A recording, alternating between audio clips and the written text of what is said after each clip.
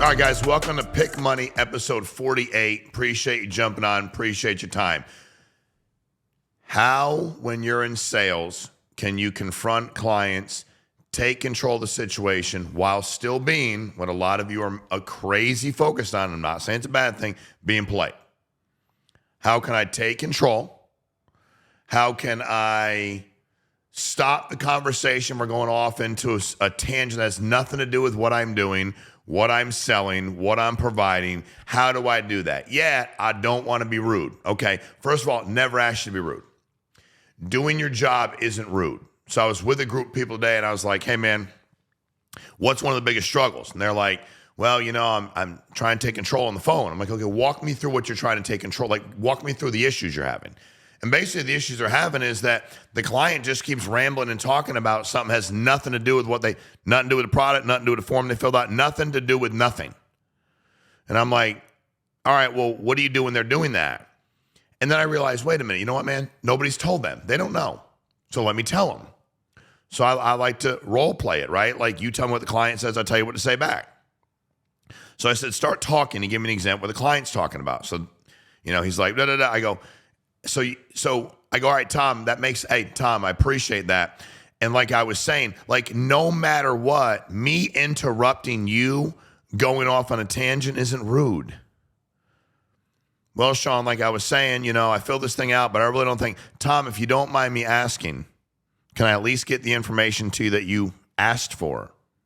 Tom, if you don't mind me asking, can I at least see if you're eligible for the product? Tom, if you don't mind me asking, can I at least answer the questions in the form that you filled out that you actually had? Tom, I hear what you're saying about that, but I'm just trying to do my job. Like, no matter what's happening, you have to stay the course. Now, I will argue that the better you get initially, posture, tonality, asking questions. I talked about this a couple times the last few months about you listen to people when they start their pitch. You know, I had a guy call me today and he tried to pitch me something. Now, I didn't ask for it, so he stood no chance, okay? And I told him that, like, and he was not good at all, but he stood no chance. I didn't fill any form out. He was cold calling me, so he had no chance. Then shortly after, a guy called me, and he wasn't cold calling me. Like, it was something I had asked about, and the reality is that he just started rambling. And I'm like, dude, I inquired about that property. Like, if I inquired about it and you're calling me, why don't you just start with, is this Shawn? I said, I talked to the guy. I walked him through. I said, Shawn, like, you should have said that. He's like, well, I don't want to be rude. I'm like, okay, so you thought it was less rude to just throw up on me for a minute and a half, and I'm listening to you because I actually want the information on the property. Why didn't you just confirm that it was me, that I had inquired about the property, and that you'd be more than happy to give me the information about the property? Maybe you say something like, I'm assuming you're inquiring because of this. Like you've got to ask questions to take control of the situation. I'm not listening to you just a diatribe for a minute and a half, 2 minutes of da-da-da-da-da. Like, dude, you're not in control of the situation anymore. You're talking, but you've lost control because you don't know if I'm listening. When somebody is on the phone with you and you don't provide the structure and you don't provide the confidence and you don't provide the directness, of course they're going to go off on a tangent about something that has nothing to do with what you're talking about. Why would they not? It would make literally zero sense. So you have to understand it's okay when somebody's talking. If you went to the doctor and the doctor said, hey, Tom, so tell me about why you believe your cholesterol is so high this month. Highest it's been, Tom. We're trending upwards. What do you think about it? What is your feedback? What do you believe you've been doing? And if you go, I'll tell you what, man, when I was a kid, my mom got me a bicycle when I was about 8, and it was green, and it was a lot of fun. And then my grandma, she was like, that's a really cool bike, but you got to wear a helmet. And then I had a cat, and my cat's name was Fonzie. Like, dude, the minute you said anything that had nothing to do with cholesterol, food intake, or exercise, or drinking or smoking, the doctor would immediately go, they'd probably say a lot of things, but I can tell you what my belief would be. It would go something like this. Hey, not that that's not interesting, but it has nothing to do with your cholesterol. Can we please stick to what we're talking about? My job is to help you. My job is to protect your health. My job is to be the professional in the room. Whatever product you're selling,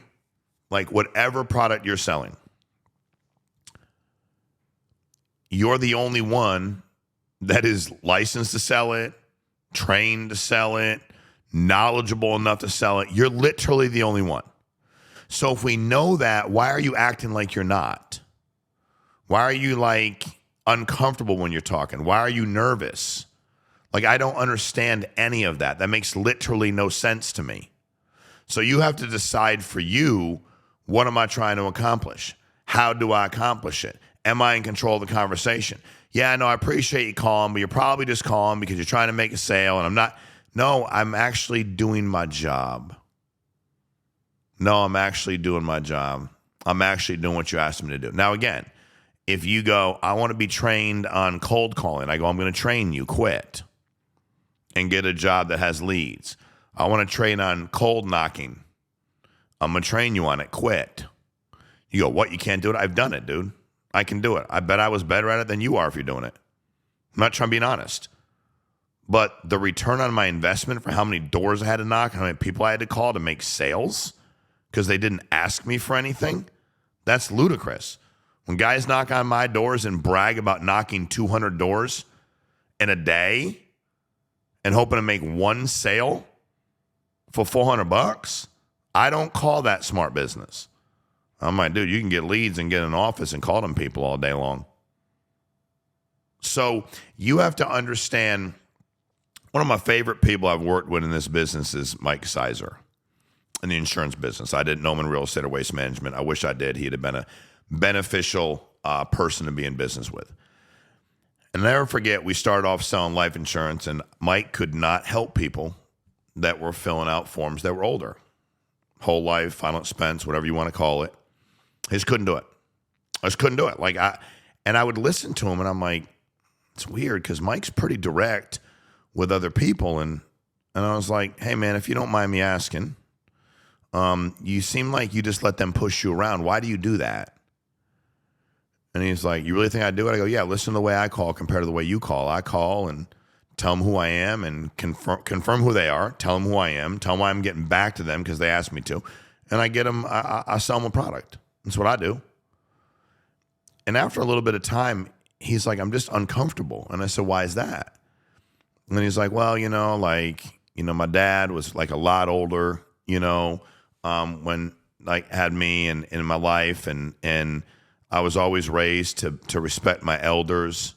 And my dad was a military background. And he said, I don't want to be rude. I said, oh, so calling them and not doing your job and leaving them unprotected, with their life insurance needs, that's not rude. I don't care what you ask me for. If you call me because you want a new roof, you call me because you need to get something for your car. You called me because you're like, man, we need to get, I need to get my house power washed. I don't care what you wanted a product, you wanted something, and you reached out to me. You filled something out. You contacted me and said, please help. You want to get a new desk in your podcast room. You need a new printer. You need whatever, man. You bringing your kids shopping. They're getting stuff they contact you. You contact me. When I was out of high school, they're like, you should do hitting lessons. And I was like, all right, cool. And when the parents brought their kids in, I didn't act like I was confused. They had reached out to the program I was with, and they're like, dude, my kid needs some hitting lessons. And when they showed up, I provided them hitting lessons, baseball. And the kid went home after an hour. And I hoped he did better I hope he learned from me. I hope I benefited from him. He benefited from me. I hope I helped him, which made me feel good. And I hope that he felt better in the game of baseball because it's a beautiful game. But at the end of the day, man, I was never uncomfortable. I didn't say to the parents, would you like me to give the kid advice?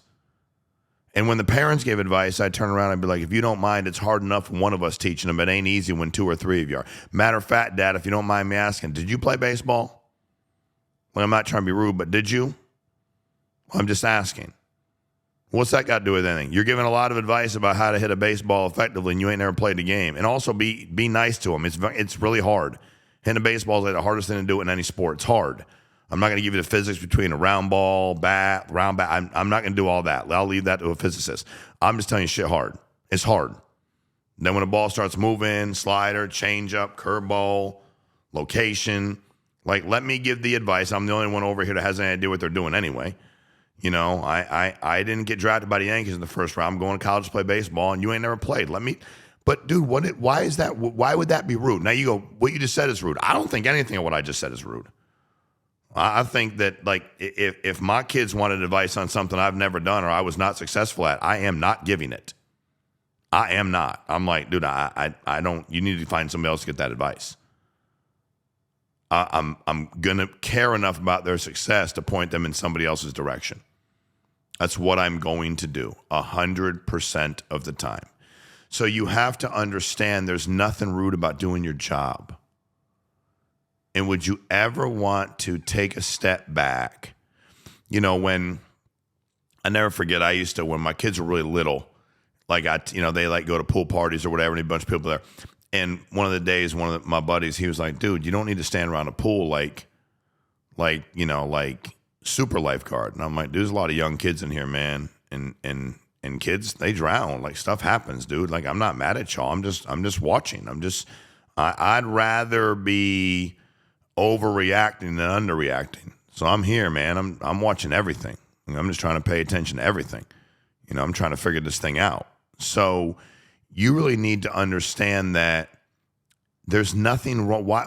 That's your job is to do your job. Whatever that job is, that given time of the day, that week, that month, do your job. And if you don't, somebody else will. But I don't know how we've convinced ourselves. Now, I do think sometimes when we're not having success, we say things like, I would do that, but that's rude. You know, I use that doctor analogy a lot. I've had really good doctors in my life, and some of them did not have good bedside manner. But they're really good doctors. But I didn't go there to make friends and have a bedside manner. I went there to get information to make me healthier.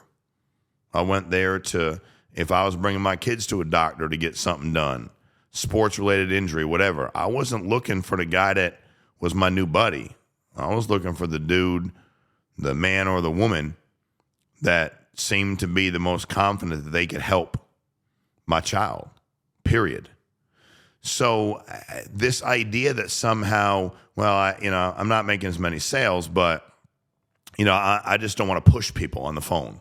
So you'd prefer they push you around? And again, I think you're missing the psychology behind lead-based sales if that's your thought process. And by the way, I understand it. I said that to Andrew earlier today. I was like, man, what I didn't understand earlier when I got in the business was I just assumed everybody had the same thought process as me. And when I realized they didn't, I was like, yeah, man, this can be uncomfortable, dude. People do get frustrated doing it. Yeah, man, that actually makes some sense, dude. Like, yeah, like, okay. So I get it, but you have to change it real fast. If somebody's talking and they're not answering a question or they're rambling, it's probably because you've not asked enough questions that are closed-ended. But once they get rambling, it's okay to appropriately cut them off and say, Tom, I got so many people to call. What you're talking about makes a lot of sense, very interesting to me. But anyway, I got to get back to doing my job. Like that's how I make a living. And also you asked for this information. So you can do that. People try to get you off track. You can do that. Sounds good. Were you just trying to sell me something, Shawn? No, I was sitting in my office minding my own business, and you kept filling out leads. They put them on my desk. I'm just trying to do my job, man. That's all I'm trying to do. I'm trying to get in front of you and do my job. I got you on the phone now. It ain't a great time. Not a great time for me either. So anyway, like I was saying, I don't think I need it. Well, like I was saying, you wouldn't have filled it out if you didn't need it. Let's just get the information. Like you just keep it moving. You want to be successful in sales. You want to be successful on the phone. You want to be successful in any independent contractor position that requires you to go ahead and get a client to do what they've already asked you to do for them and allow you to protect them, provide a product for them, make a sale. You need to be presumptive, assumptive, strong, great question asker. You need to be so focused on the fact that it's rude to not do your job. It's not rude to go, Tom, I hear you on that. I don't have a lot of time. That is interesting what you were talking about, but I need to get back to doing my job. So like I was saying, I wanted to verify whatever information. So I could talk about that for days. I don't want to, and I don't want to continue to, as my grandma would say, beat a dead horse. But it's getting you to understand that it's rude to not do your job. Now, if you do everything you can and client don't buy, you did the best you could. But I never wanted, especially real estate, yes, waste management, very important, need-based sale, no doubt about it. But life insurance, I was like, dude, I'm going to do the best I can, man. Trust and believe that. So, all right, hope that helps. Let me get to some comments. Steezy Stevie, I like that, at Steezy Stevie. Spot on, as usual, Shawn. Proud to be part of the family, brother. Well, Steezy Stevie, we're proud to have you as part of the family, bro. Henry Houdre, definitely going to be more respectfully forceful in my approach. What changes, if any, would you make in a B2B versus B2C context? Thank you for the invaluable and world-class comment. I'm assuming you mean business to business and business to client, because that's the only BTC I'm aware of. Consumer is what I always call it, direct to consumer. Henry, for me, and I think a lot of people, and if I'm off track on your question, you can ask me again. I'll get on it next week. I'm a lead-based client consumer person. That's just what I am. I've never done any B2B stuff. I just never, and people try to pitch me on it when I got life insurance. Like, this is how we build our network. We do a lot of B2B networking events. And I'm like, I'm not trying to educate. I'm trying to provide to a client. So if that's what you're talking about, they're completely separate. Completely separate attitude. Because the reality is that when you give me a client that asks me for help, compared to ask me to go to a meeting and educate some people, my demeanor is different. If I were to tell you I'm going to be that presumptive and assumptive when I walk into a meeting with people I'm just trying to meet and network with, that would be awkward. And I wouldn't do that. I'm not going to lie to you either. I wouldn't do that. So completely different attitude, dude, when you are the one that has been asked to provide a service. My entire mindset changes when I see that completely. And I'm like, dude, I'm on to this now, dude. Like, I need to make that happen. Brianna Kimberling, I struggle with taking control and telling clients what to do. I'm too polite. Thank you for this. Well, we talked about it again now, and I hope this helps even more. I really do. Seattle Shakedown. Been tuning in for more of this and getting sharper and making more money, especially with building professional rapport. I appreciate that. I think that, and that's a great term when you say professional rapport. If you were to ask me, what's your definition of professional rapport? I'd be like, well, are you doing your job? Like, I don't know that professional means I'm not direct.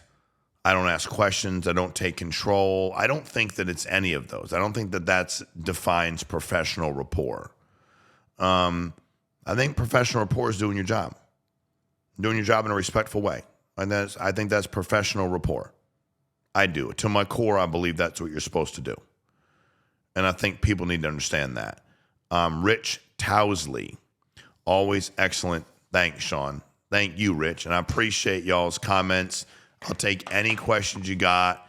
If there's topics you'd like to see me go over on Pick Money, I'd love to. I'm really excited about what we're doing here, and I'm excited about making a difference in people's lives.